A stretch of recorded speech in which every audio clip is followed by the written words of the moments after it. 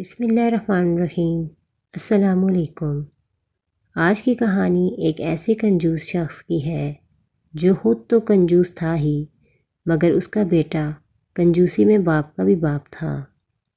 ایک دن ان دونوں کنجوس باپ بیٹوں کے گھر ایک مہمان آ گیا تو کنجوس آدمی نے اپنے بیٹے سے کہا کہ جاؤ بیٹا آدھا کلو عمدہ قسم کا گوشت لے کر آؤ۔ بیٹا بازار تو گیا لیکن خاصی دیر کے بعد خالی ہاتھ گھر واپس آ گیا۔ تو کنجوس باپ نے بیٹے سے پوچھا بیٹا گوشت کہاں ہے؟ تو بیٹا بولا ابا جان میں کسائی کے پاس گیا تھا اور اسے کہا کہ جو سب سے عمدہ گوشت ہے وہ مجھے آدھا کلو دے دو۔ تو کسائی نے کہا کہ تم بے فکر رہو، میں تمہیں ایسا گوشت دوں گا کہ گویا مکھن ہو۔ میں نے دل میں سوچا اگر ایسا ہی ہے تو گوشت کے بجائے مکھن ہی لے لیتا ہوں۔ چنانچہ میں نے کسائی سے گوشت لینے کا ارادہ ترک کر دیا اور سیدھا مکھن والے کے پاس گیا اور اس سے کہا تمہارے پاس جو سب سے عمدہ مکھن ہے وہ دے دو۔ تو مکھن والے نے کہا کہ تم بے فکر رہو، میں تمہیں ایسا مکھن دوں گا کہ جیسے بالکل خالص شہد ہوتا ہے۔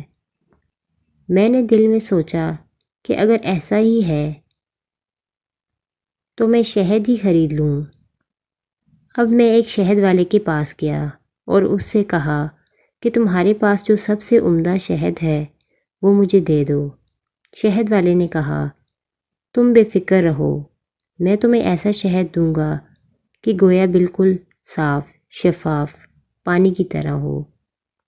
میں نے دل میں سوچا کہ اگر شہد پانی کی طرح دے گا تو پانی تو گھر میں ہی موجود ہے، اس لیے میں خالی ہاتھ گھر واپس آ گیا۔ بیٹے کی باتیں سن کر کنجوس باپ بہت خوش ہوا اور کہنے لگا واہ بیٹا یہ تو تم نے بہت عقل مندی سے کام لیا ہے، مگر ایک نقصان پھر بھی کر دیا۔ کنجوس بیٹا باپ کی بات سن کر تھوڑا حیران ہوا اور پوچھا وہ کیا ابا جان؟ تو باپ نے بیٹے کے پاؤں کی طرف اشارہ کرتے ہوئے کہا وہ یہ کہ ایک دکان سے دوسری دکان جانے میں تمہارے جوتے گھس گئے ہوں گے۔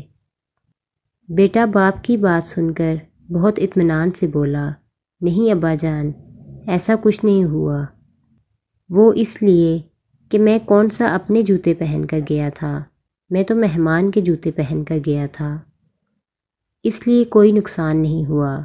بیچارہ مہمان جو بڑی دیر سے کھانے کے انتظار میں بیٹھا ہوا تھا ان دونوں باپ بیٹوں کی باتیں سن کر بڑا حیران ہوا اور فوراً اٹھا اور اپنے گھر کو روانہ ہو گیا۔